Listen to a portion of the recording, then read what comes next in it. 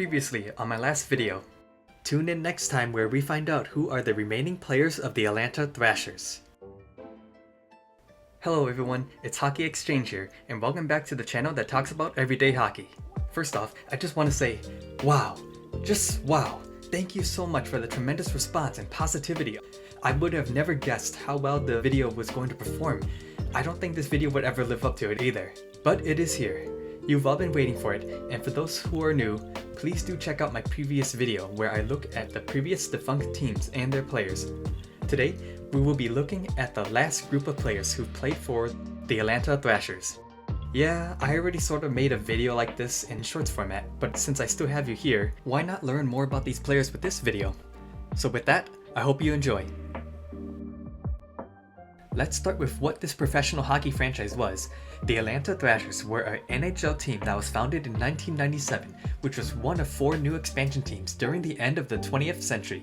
They were the first NHL franchise to be brought back to Atlanta since 1980. The Thrashers began play in 1999, but sadly lasted only 11 seasons in the league, making only 1 playoff appearance in their entire existence, with the last game being played on April 10th, 2011. Within a month, it was announced that the team was going to be moved to Winnipeg, and that's when they became the new Winnipeg Jets. The Thrashers, like many other now defunct teams, had a group of superstars that have played for their franchise. Players such as Ilya Kovalchuk, Marian Hossa, Danny Heatley, Brian Little, and Dustin Byfuglien are some of the well-known players that have played for the franchise. Sometimes I wonder who are the remaining players of the Atlanta Thrashers. It's going to be 13 years since the Thrashers have last played, so there are only a few handful of players that are left in the game. Let's take a look at them, shall we? As seen previously, there are 4 players that are still active to have played this past season. All of these players are still under contract until or beyond the 2022-23 season. To begin with the first player, Andrew Ladd had already achieved what many players strive to get, and that is the Stanley Cup. Drafted by Carolina 4th overall in the 2004 draft, he made his debut in 2006 after the NHL lockout and played a handful of games. After some more time in the minor leagues, he would get a call back up during the Hurricanes' playoff run. He would win the cup in his rookie year with a team that wasn't expected to win. He would continue to improve his play the following 2 seasons until he was traded at the deadline to the Chicago Blackhawks in the 07-08 season. A key contributor to what the Blackhawks were building at the time, and won a Stanley Cup with them. Andrew Ladd has already been part of 2 Stanley Cup championships in just 5 years playing in the league. Talk about being in the right team at the right time. With Ladd becoming an unrestricted free agent, being a part of winning teams will inflate your value, and unfortunately, the Blackhawks knew they couldn't afford him. So in the summer of 2010, after winning the cup, Andrew Ladd was traded to the Atlanta Thrashers and became the team's next captain. After 1 year in Atlanta, the team was relocated to Winnipeg to become the Jets. Ladd continued as the captain for the remaining 5 years that he was with the team, leading them to their first playoff berth during that time, but lost in 4 games to the Anaheim Ducks. After his contract had ended, he would sign for 1 more year, but was traded at the deadline to the Blackhawks to reunite with his teammates in hopes for another deep run, but would fall short in the first round. Now at the age of 31 and an unrestricted free agent, he would sign a huge 7-year deal with the Islanders at $5.5 million. Unfortunately, he didn't live up to his contract and his production declined in just a season after, coming from being a 50-60 point producer to a mere 31 points that next season. His next 3 years with the team only showed more regression and injuries, and in 2021, he didn't play a single game in the NHL, making it look like his time in the NHL was over. But in the summer of 2021, he was traded to the Arizona Coyotes, where he would be guaranteed a full-time roster for the rebuilding team, playing a role as a veteran with leadership, helping guide the rookies. The 2022-23 season would be his last year of his 7-year contract that he signed way back in the Islanders in 2016. It is very likely that this will be his last year in the NHL. If so, he would be the last Atlanta Thrashers captain to have skated in the league. Zach Bogosian was a well-known defenseman prospect from the Ontario Hockey League and was a nominee for the Red Tilson Trophy in the same year he was draft eligible, ranked as the 2nd best North American prospect in the upcoming 2008 NHL draft. He was drafted 3rd overall by the Atlanta Thrashers franchise and immediately made a roster spot as the youngest player with that team that year. He was a decent contributor in his rookie year, scoring 19 points in 47 games. The next 2 years with the Thrashers though, he would find his struggles on the scoreboard, but was still a decent physical defenseman who could get in the tight areas on the ice. Once the Thrashers relocated to Winnipeg, he would have his best offensive season, scoring 30 points in 65 games, but once again failed to make the playoffs.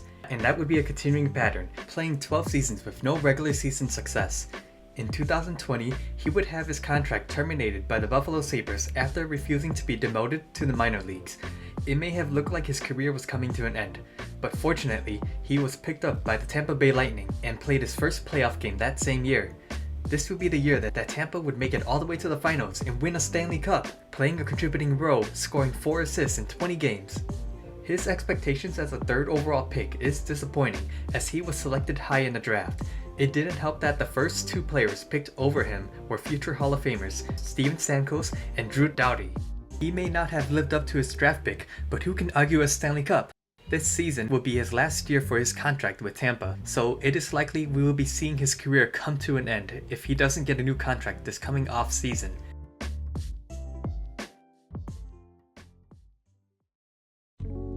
Oh boy, where do we even start with Evander Kane? If you are a new hockey fan or just been living under a rock, he is the definition of a player who is conflicted with the league.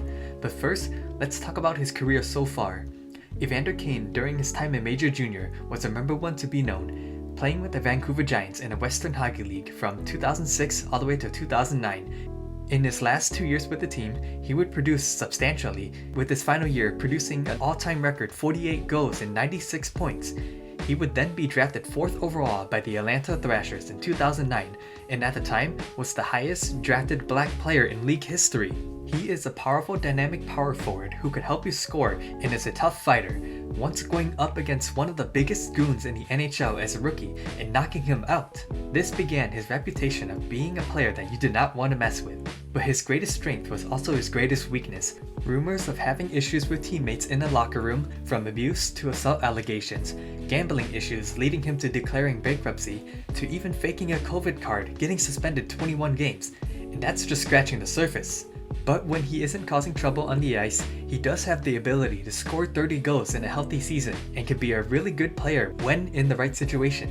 But the things he does off the ice can overshadow his skills as a hockey player.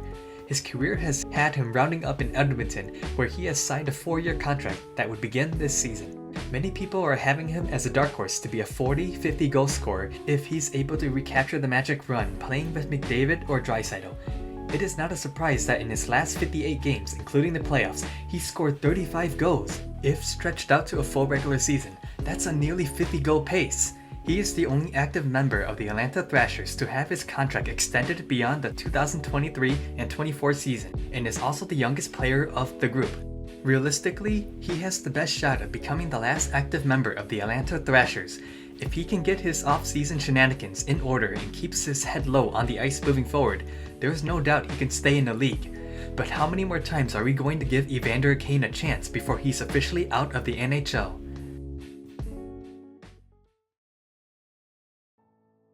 Taking a look at the last member of the Atlanta Thrashers, we have Blake Wheeler. He was drafted in 2004, 5th overall by the Phoenix Coyotes. He didn't start his career immediately in the NHL and decided to opt into college, playing 3 years with the University of Minnesota. After failing to come to terms with a contract with the Coyotes, he signed with the Boston Bruins as a free agent, having a solid rookie season, scoring 45 points in 81 games, with a plus-minus ratio of 36, which was 2nd on the team. Only after 2 seasons with the Bruins and he was traded to the Atlanta Thrashers. That following year was also when the team relocated to become the Jets. Since then, he's been a top contributor and the face of a franchise that when people talk about the new Winnipeg Jets, being with the Jets since day one and producing 60-70 points every year, it was in no doubt that he would be the next captain, which he inherited in 2016 after they traded away their previous captain, Andrew Ladd, to the Blackhawks. The furthest that he has led the team was when they made it all the way to the conference finals back in 2018 against the Vegas Golden Knights, but since then, the Jets have never been able to make it past round 2. There has been speculation whether or not he is going to be traded before his contract expires, as Blake Wheeler is slowly beginning to show a decline in his defensive game. At the age of 36, it is more likely he'll decline in production, but it is impressive that he's still maintaining nearly a point per game despite his age. It's still unknown what the future holds for him. But one thing is for sure, that Blake Wheeler will go down as one of the best Jets players to have played with the franchise.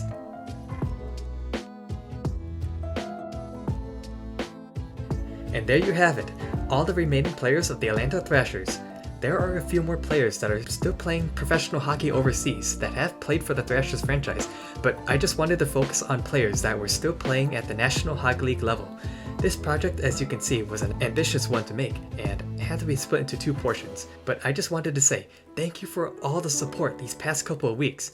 If you haven't already subscribed, please consider doing so if you made it this far. I have a lot more videos planned down the line, so I hope you continue to look forward as the new season is about to begin. And with that, I'll see you next time.